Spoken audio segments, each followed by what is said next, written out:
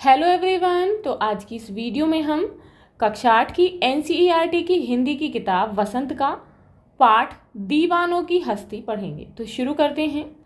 तो ये जो आपका पाठ है ये एक कविता है। तो कविता है दीवानों की हस्ती, जिसे लिखा है भगवती चरण वर्मा ने।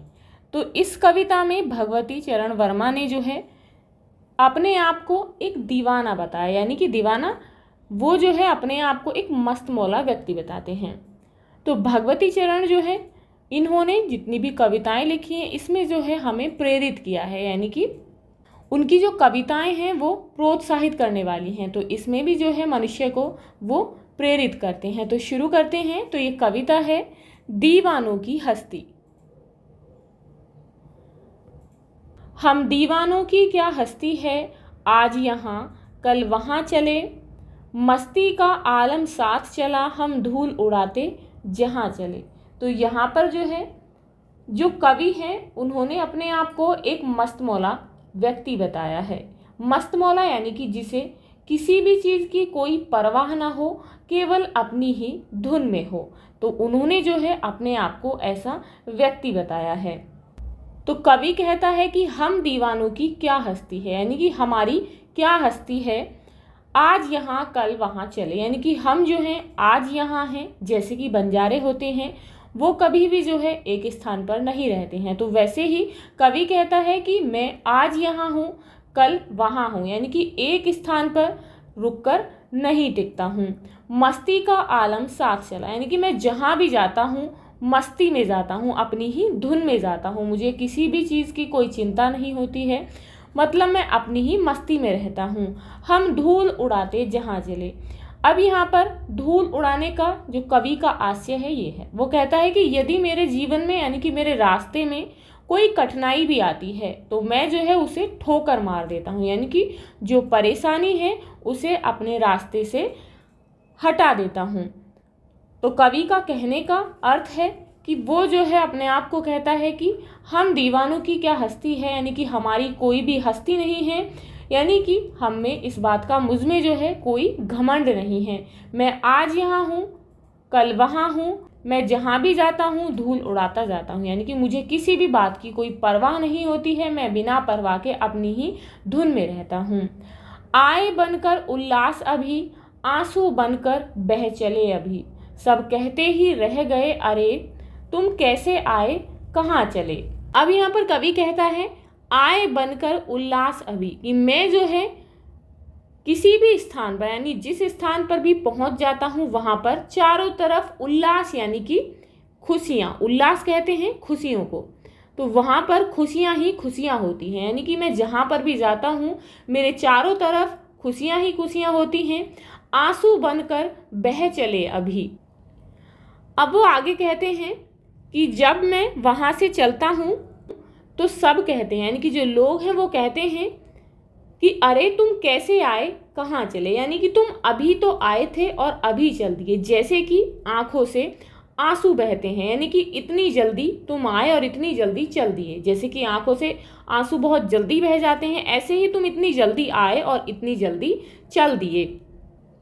और इस प्रकार से यहाँ पर कवि का कहने का आशय यह है कि वो जो है एक जगह टिककर नहीं रहते, यानी कि उनका एक जगह पर टिककर रहना स्वभाव नहीं है, यानी कि वो तो मस्त मौला हैं, अपनी ही मस्ती में रहते हैं, अपनी ही धुन में रहते हैं। तो इसीलिए जो है लोगों को उनके जाने का अफसोस होता है, उन्हें पता तक नहीं चलता कि वो जो है आए और तुरंत ही चल दिए। किस ओर चले यह मत पूछो, चलना है बस इसलिए चले, जग से उसका कुछ लिए चले, जग को अपना कुछ दिए चले।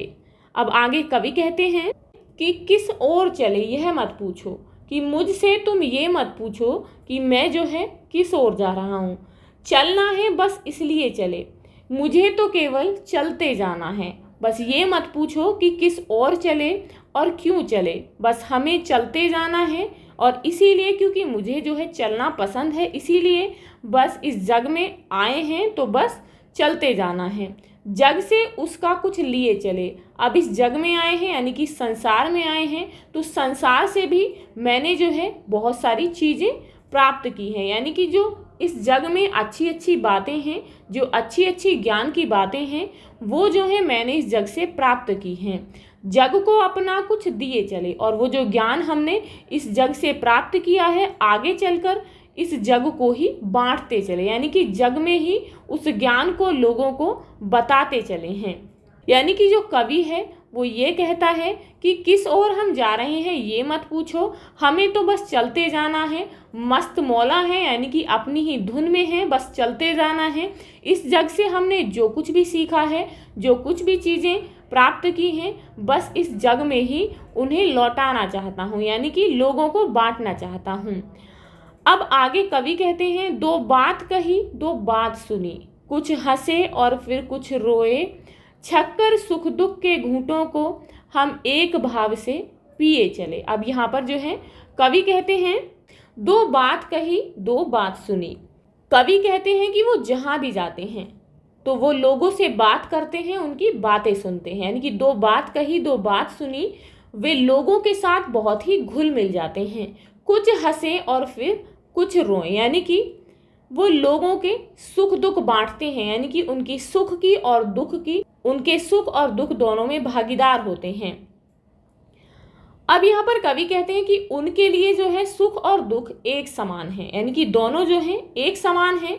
छक्कर सुख दुख के घूंटों को हम एक भाव से पिए चले। अब यहाँ पर कवि जो है कहते हैं छक्कर सुख दुख के घूंटों को, यानी कि उनके जीवन में यदि कोई ऐसी परिस्थिति आती है, यानी कि दुख आता है, तो वो जो है उसे शांति से सहन कर लेते हैं। और इस तरह कवि जो है अपने मार्ग पर चलते हुए लोगों का दुख सुख बांटते हैं और उन्हें एक भाव से, यानी कि एक समान ढंग से ग्रहण करके आगे चलते जाते हैं।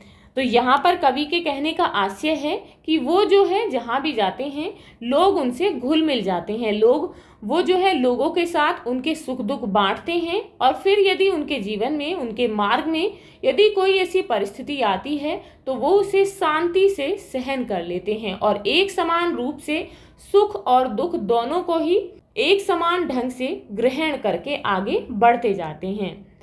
अब यहाँ पर कवि कहते हैं, हम भिखमंगों की दुनिया में स्वच्छंद लुटाकर प्यार चले, हम एक निशानी सी उर पर ले असफलता का भार चले।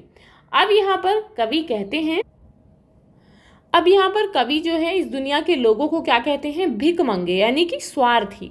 हम भिखमंगों की दुनिया में, अब वो कहते हैं कि जो दुनिया है बहुत ही स्वार्थी है।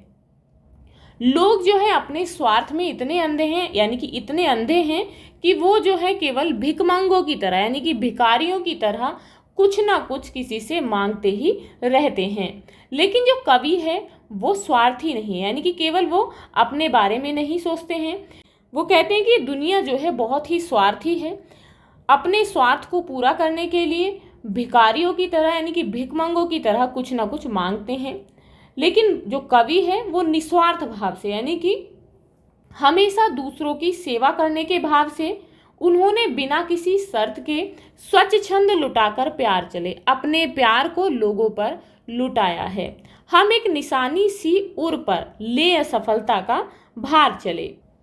अब यहाँ पर कवि कहते हैं कि मैंने भी जो है जीवन में कई बार असफलता का जो स्वाद है उसे चखा है, यानी कि मैंने भी असफलता का और जो हार है उसका स्वाद चखा है, लेकिन मैंने जो है अपनी इस असफलता का भार दूसरों पर, यानी कि दूसरों पर नहीं डाला है।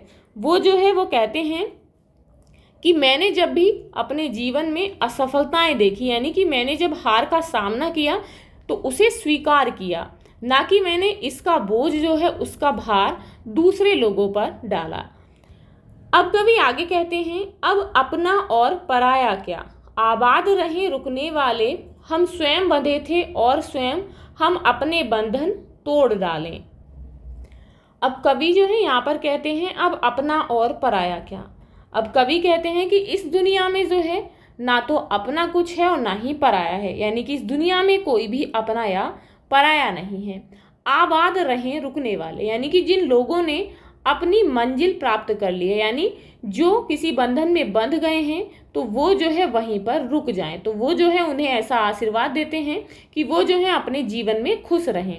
हम स्वयं बंधे थे और स्वयं हम अपने बंधन तोड़ डाले, लेकिन वो अपने स्वयं को कहते हैं कि मैंने जो है इस दुनिया के सभी सांसारिक बंधन तोड़ दिए हैं। मैं एक स्थान पर बंधकर नहीं रहना चाहता हूँ। अब तो मैं जो है अपने मार्ग पर आगे बढ़ते हुए चलना चाहता हूँ, क्योंकि मैं जो है उसी में खुश हूँ। इस दुनिया में अपना और पराया कुछ भी नहीं है। तो ये जो है आपकी कविता है, आप इसे फिर से पढ़ेंगे। आई होप आपको जो है इसका भावार्थ समझ में आया होगा और इसे आप फिर से एक बार रिवाइज करेंगे। यदि आपको इससे रिलेटेड कोई भी डाउट है तो आप हमें कमेंट बॉक्स में कमेंट करके बता सकते हैं। तो अब जो है हम इस कविता में आए हुए शब्दार्थ देखेंगे। तो इसमें शब्दार्थ हैं हस्ती, तो हस्ती का अर्थ होता है अस्तित्व। आलम, आलम यानी कि दुनिया, माहौल। स्वच्छंद, तो स्वच्छंद का अर्थ होता है अपनी इच्छा के अनुसार चलने वाला, तो उसे कहते हैं स्वच्छंद। तो ये थे आपकी कविता में आए हुए शब्दार्थ।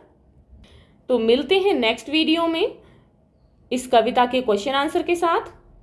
If you like this video please like and share, and if you are new on this channel please subscribe the channel. Thank you.